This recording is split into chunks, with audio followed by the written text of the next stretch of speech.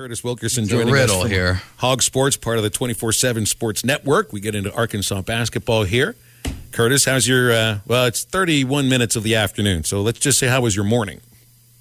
My morning was great, guys. I tell you what, for a Tuesday that, Arkansas is not playing, if you're a college basketball junkie, this is going to be a great night. You got Auburn and Alabama, and, I was listening to you guys talk about Chris Beard going back to Texas Tech. I hope they keep it civil in Lubbock tonight, but that's must-see TV. I'm looking forward to it. I don't think anything's going to be civil about that. You saw the video we were talking about, right?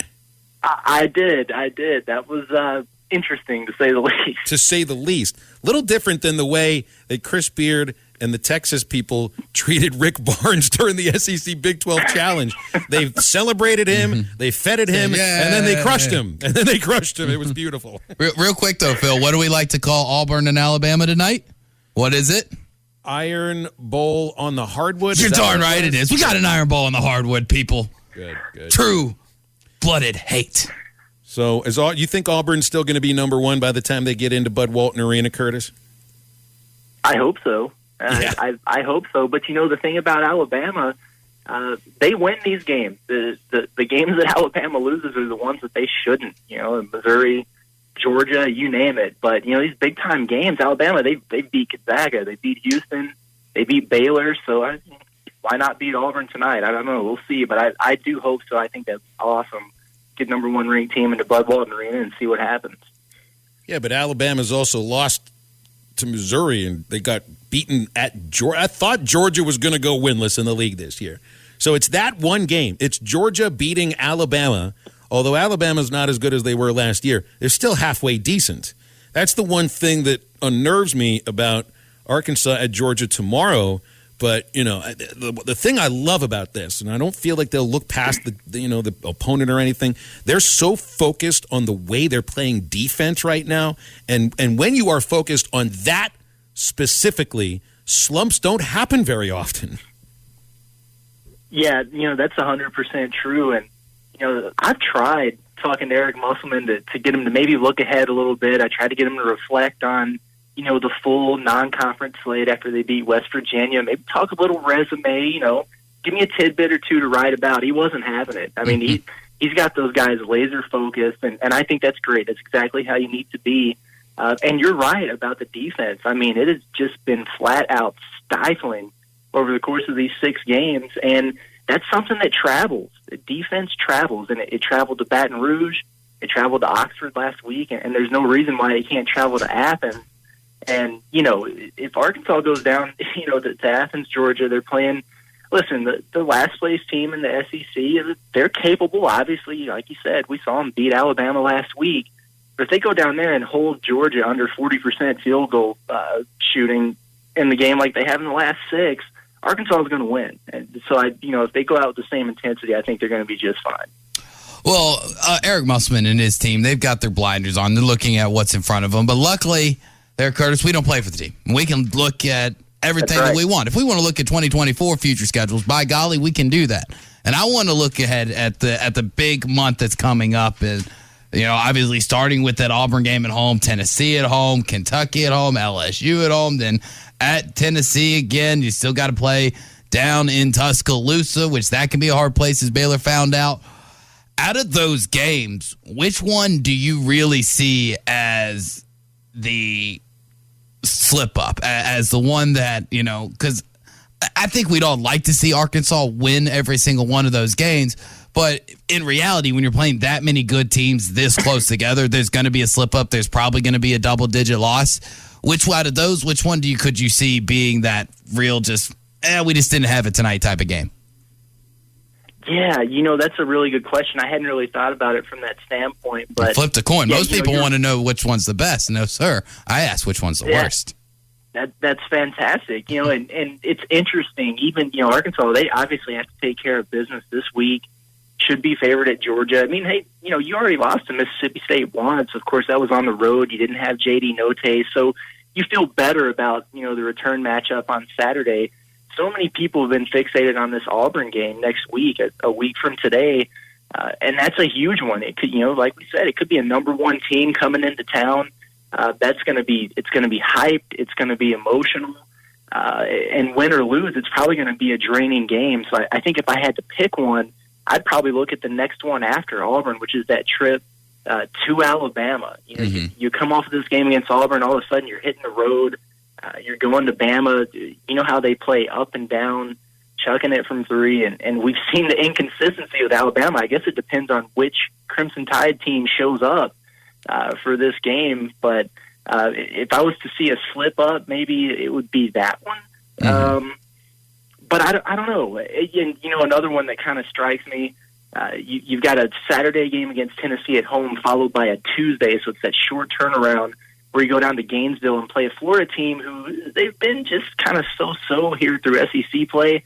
Arkansas really struggles to get wins in Gainesville, so that might be another one that I look at that could be a little bit dicey. And when you're playing as small of a rotation right now that Eric Musselman's doing, and I'm not blaming him, I think he's it's the rotation that's winning, it's the rotation you stick with, but when you constantly have 4 out of your 5 starters playing 34 and up minutes a night, then you're basically one injury away from kind of scrambling, seeing who's going to, come up with those minutes, who's going to be able to jump right in. And who would you think is that next man up outside of this current rotation of the starting 5 with Kamani Johnson and Chris Likes? Who do you think could really shine in the moment if it comes to it, and could be that, saver Band-Aid to put on until you get a guy back from injury, or, if he's out for the season, to kind of save it? Who's left on that bench outside of the basic 6-7 man rotation that you're already running? Yeah, that's a fantastic question. Again, you're on it today. I'm killing it. Thank you. But just killing it. But I tell you what, it's interesting with this group right now. It has been led very heavily by the 5 starters. I do think you could get more from the current guys in the rotation that are coming off the bench. You talk about, Chris Likes, Devo Davis, I think is someone that we would all agree has more in the tank than maybe what he's been showing the last few games. So maybe get him to step it up a little bit. And you mentioned Kamani Johnson. I think the healthier he gets and the more he gets that endurance back, maybe the more minutes we'll see from him. Outside of that's really an interesting question. I think if I had to really look at it and pick, it would probably be Jackson Robinson. It's the guy who started several games for Arkansas. We know that he brings something to the table that maybe the team doesn't have quite enough of in 3-point shooting. He's 6'6" and long, so he kind of fits the mold of, obviously a younger and less physical version, but kind of the same build and positional versatility, a guy that can maybe switch a little bit like a Tony and Wade and Stanley Amude. So I think fit-wise, and somebody that maybe could help you stretch the floor a little bit and knock down some threes, that would probably be my pick if they had to dip outside of the rotation and pull somebody into it. You've had pretty amazingly consistent play coming from Jalen, coming from Trey Wade. I mean, these guys barely come off the floor right now, and for very good reason. JD's on the floor as often as he can unless he's in some foul trouble.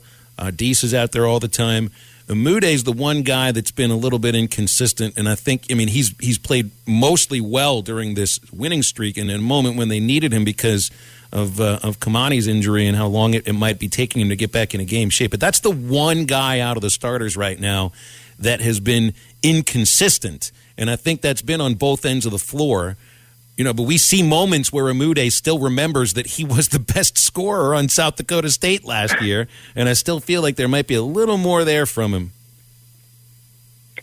Yeah, I would agree with that. Yeah, and you're right. It has been inconsistent. There are games, like you mentioned, where Amude, he looks like he might be one of the best players on the floor. He's, I think, just incredibly athletic, very bouncy. He kind of looks the part, of these SEC guys and some of the athletes that you see coming in with these opposing teams. He's long. He can score it at all 3 levels. And, I think he's done a lot better job since being challenged to be more active on the glass and be more of a factor in the rebounding department. He has made some strides on the defensive end. It was interesting. We talked to Eric Musselman about it yesterday.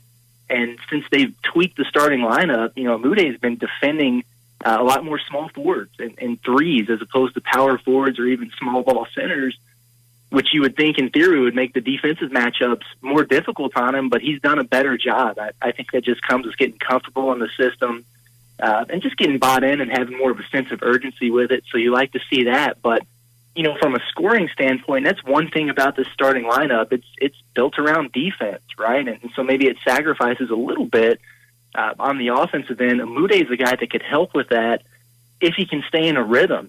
I think was he scoreless, I think, in Oxford against Ole Miss last week, and then had a nice little bounce back performance against West Virginia over the weekend. So, I think he's averaging right around 10 points per game right now, and if you could get that from him consistently on a night-to-night basis, I think that helps this team a lot moving forward. Mm-hmm.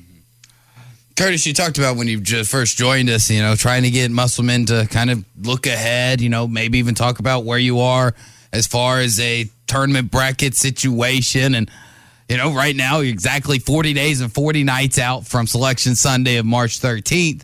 Where are the Hogs right now in the tournament, and what's their ceiling? I would ask what's the floor, but I think we can all agree the floor would be obviously missing the tournament. So where are they right now, and what's the ceiling?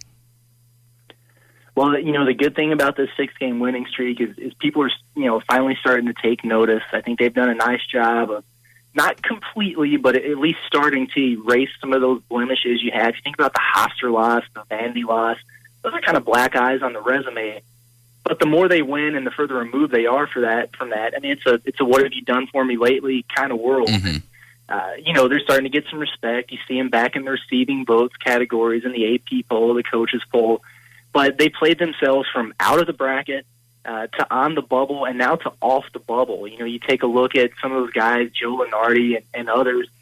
They've got Arkansas pretty safely in there right now. Now, what that means is in a lot of cases you'll find them in that dreaded 8-9 game in terms of seeding. So, hey, if you're Arkansas right now, you're feeling pretty good about just kind of being back in the conversation and back in the mix. You'd like to get off of that seed line if you could. And obviously, with 10 games left, 7 of those are quad one opportunities. You're going to have plenty of chances to play your way up higher. And I think the good thing about it is, people look at maybe the tough stretch here in the back half and go, man, that's tough. Arkansas might lose some games here. Well, they might. But when you have a bunch of quad one opportunities like this, wins can work wonders for your resumes, and losses, even though they can sting a little bit, they don't hurt you quite as bad. So I think if Arkansas avoids the slip-ups, in some of these games that they absolutely should win, you think about Georgia, at Mizzou here in a couple weeks, and even this Mississippi State game at home, take care of business in those, and then if you go around 500 in the rest of them, I think you could be in a really good spot. Maybe work your way up to that 6 seed, even maybe a 5 seed or a little bit higher, depending on who they beat. You look at some of these games, Auburn, you get them at home. Kentucky, you get them at home. You mentioned Tennessee and LSU. Those are 4 home games against really good teams. Do we really think Arkansas is going to go 0-4 against those teams in Bud Walton Arena? I don't. So, if you at least get a split there, I think they could be in pretty good shape, maybe a lot better than anybody expected a couple weeks ago. Yeah, I just kind of wonder about, you mentioned those 2 losses, Hofstra, Vanderbilt. Those are the losses that, Arkansas got the 3 seed last year, and, it's an easier path to get to where they got. Those 2 losses are the thing that, especially when you see what they're facing this next month, still could have a good month. I just don't see a 3 seed this year. Those 2 losses are the sort of losses that move you down, or however you want to look at it, a worse seed once the committee does their work.